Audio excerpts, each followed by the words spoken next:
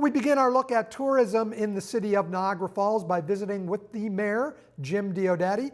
Jim, things opened up this weekend in the city and all across Ontario. How did you feel things went? It was so nice to see people here again in the city, and you're right. First big thing was when you could sit on a patio again, because you know food and beverage taste better when you eat it or consume it outside on a patio. And the challenge before was if it rained, those people had nowhere to go but home. So now they can go inside. They can now put people inside when it gets a little chilly at nighttime. Everything's opening up. The casino's opening up. The attractions are all opening up. It is so nice. And when I was at Fireman's Park, I was talking with one person, because I'm actually a little bit social, as you might guess. And she goes, it is so nice just to be able to do the things we took for granted. And that's one thing. The downside, or the upside of the downside, is that we've come to appreciate the things that we've been taking for granted all this time. For sure, for sure.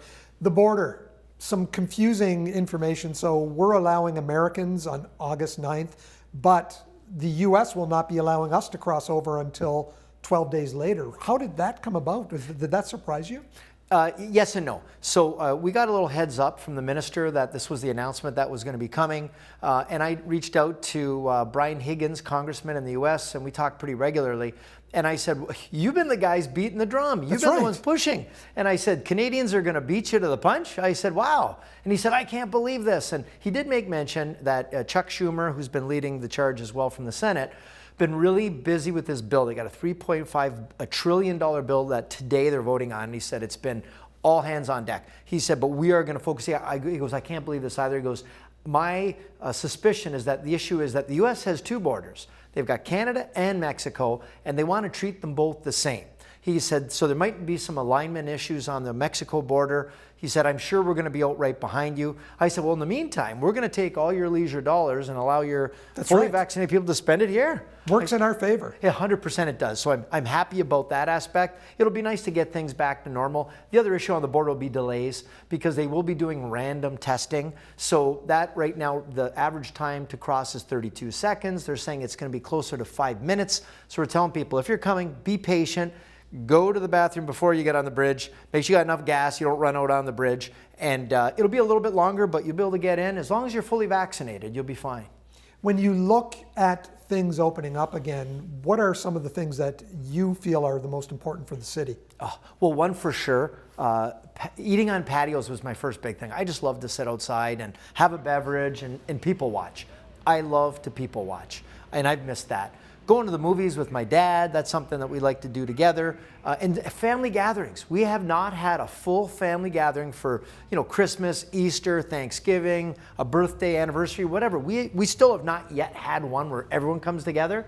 So all of our family, everybody's now been fully vaccinated, all my brothers and nephews and nieces. So we can't wait. And I said, I'm guessing it'll be we'll do a birthday for all the birthdays we've missed. But that's definitely a couple of big things that I've really missed.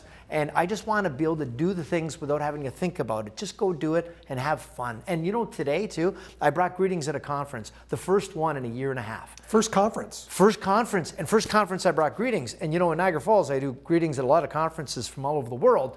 I didn't know what to say at first. I usually have a few things I say right off the hop. I froze for a minute because it's been so long, but I had to stop for a minute.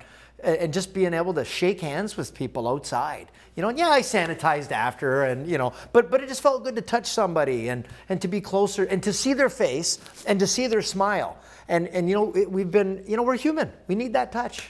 Casinos reopening this week as well. That's a huge boost to the city. Oh, Mike, so I did a tour just the other day of the casino, and they've spent $15 million.